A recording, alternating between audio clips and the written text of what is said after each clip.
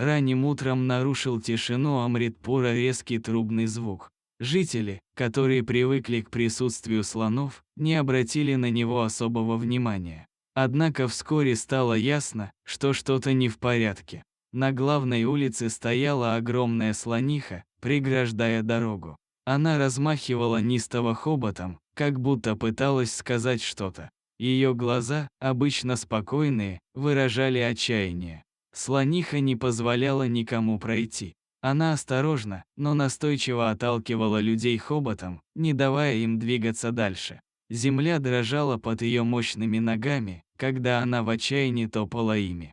Старейшина деревни, морщинистый Раджеш, покачал головой: «За всю свою долгую жизнь я такого не видел. Эта слониха явно пытается что-то нам сказать». Жители Амритпура, которые вокруг слонихи собрались, увидели, что по ее щекам морщинистым катятся слезы. Это зрелище поразило даже самых стойких мужчин деревни. Вдруг животное сделало шаг назад и замахало хоботом, словно приглашая людей следовать за собой. Люди в замешательстве переглянулись. Раджеш кивнул: «Пойдемте. Она явно нуждается в нашей помощи». Толпа двинулась за слонихой, которая периодически оборачивалась, чтобы проверить, идут ли за ней люди. Она вела их через заросли бамбука и мимо цветущих орхидей, все глубже в джунгли.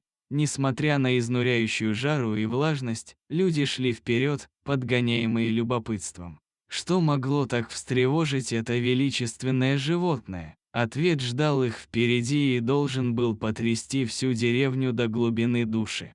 Слониха остановилась у старого колодца, который обычно был закрыт деревянной крышкой. Сейчас же он зиял открытым люком. Огромное животное заметалось вокруг, издавая жалобные звуки. Раджеш, прихрамывая, подошел к краю.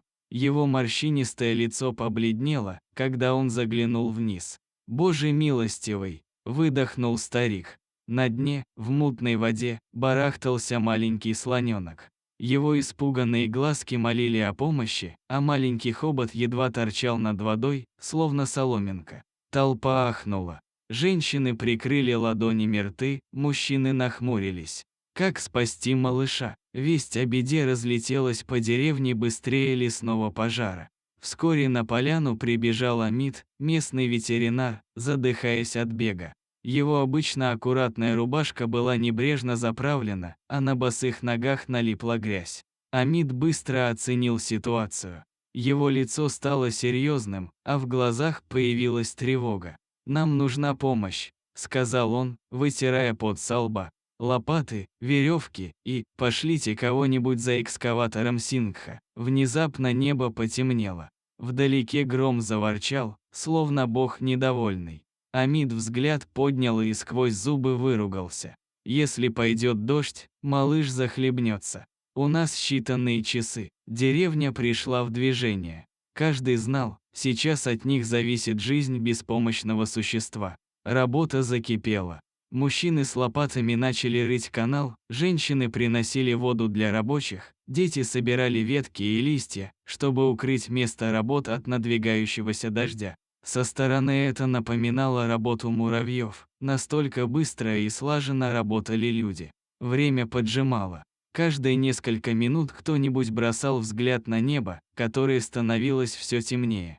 Гром гремел все ближе, а ветер усиливался, сгибая верхушки деревьев. Слониха металась вокруг колодца, то и дело заглядывая внутрь. Ее тревожные крики разносились по джунглям, словно умоляя небеса подождать еще немного. Амид спустился в канал наполовину вырытый, дабы лучше осмотреть слоненка. Он заметил несколько ран на теле малыша.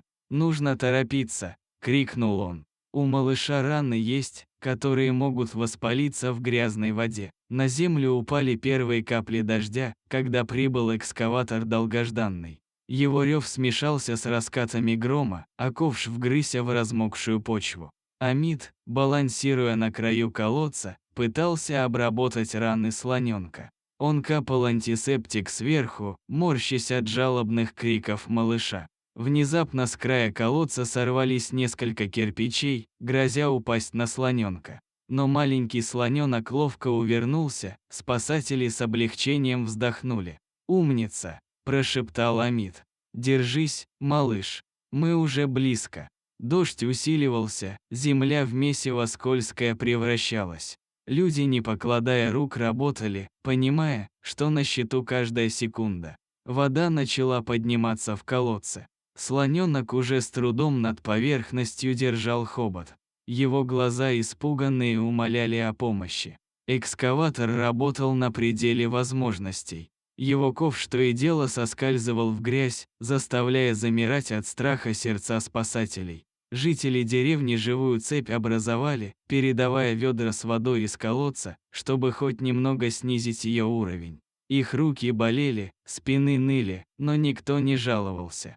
Амид, до нитки промокший, продолжал операцией руководить. Его голос охрип от команд постоянных, но в глазах была решимость. Наконец, канал достиг стены колодца.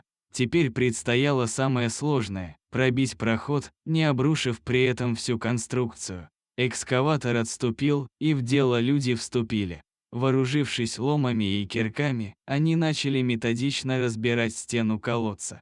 Каждый удар отдавался эхом в сердцах спасателей. Они знали, что любая ошибка маленькому слоненку может стоить жизни. Внезапно стена подалась. В брешь образовавшуюся хлынула вода, чуть не сбив с ног работающих людей. Но они устояли, расширяя проход. И вот, наконец, дыра достаточно большой стала. Слоненок, почувствовав свободу, рванулся вперед, но его ноги заскользили в грязи. 5 крепких мужчин в канал спустились. Они обхватили слоненка и начали толкать его вверх по склону. Грязь затрудняла движение, ноги постоянно соскальзывали. Но тут к ним присоединилась мать-слониха. Она просунула хобот в канал и обвела им своего детеныша. С невероятной осторожностью и силой она помогла вытащить его на поверхность. Оказавшись на свободе, слоненок бросился к матери. Их хоботы в нежном объятии переплелись. Громкий трубный звук разнесся по джунглям. Это был крик радости и облегчения. Спасатели, измученные, но счастливые, наблюдали, как мать и дитя медленно уходят в лес. Но перед тем, как скрыться в зарослях, слониха обернулась. Ее глаза встретились с глазами людей, выражая бесконечную благодарность. Люди смеялись и плакали от счастья, от того, что помогли слонам, и от неимоверного уровня единства с животным миром. Этот день всем участникам запомнится надолго.